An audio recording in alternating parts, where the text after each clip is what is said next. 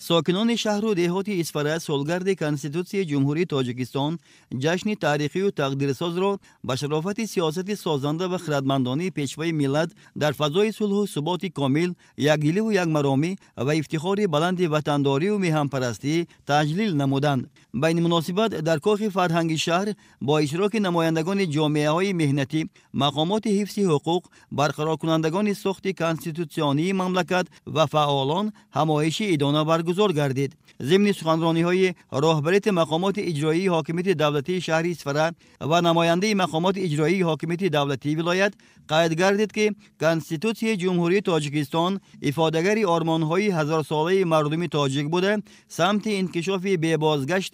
دولتداری ملت تاجیک را به سوی دموکراسی و بنیاد دولت صاحب اختیار، حقوق بنیاد، دنیوی و اجتماعی معین نموده است. کنستیتوسی همچون بختنامه ملت و سند عالی حقوقی است که سرنوشت و راه پیشرفت آینده خلق و دولت را در طول 10 ساله ها و حتی 100 ساله ها معین می کند. ذکر گردید که کنستیتوسی به شهروندان تاجیکستان حقوقها را به زندگی، دخل ناپذیری شخصیت، حمایه سودی، اشتراک در حیات سیاسی، داشتن مالکیت و میراث، تشکیل عائله، حفظ سلامتی، تأمینات اجتماعی، تحصیل و مهنت، استراحت و امثال آن را فراهم آورد. این سند مهم زمینه ها را برای دولتداری به وجود آورده، چهارچوبه فعالیت آن را معین نمود که با نظر داشت شرایط اقتصادی، اجتماعی، سیاسی، فرهنگی، حقوقی، تاریخی و ملی حیات مملکت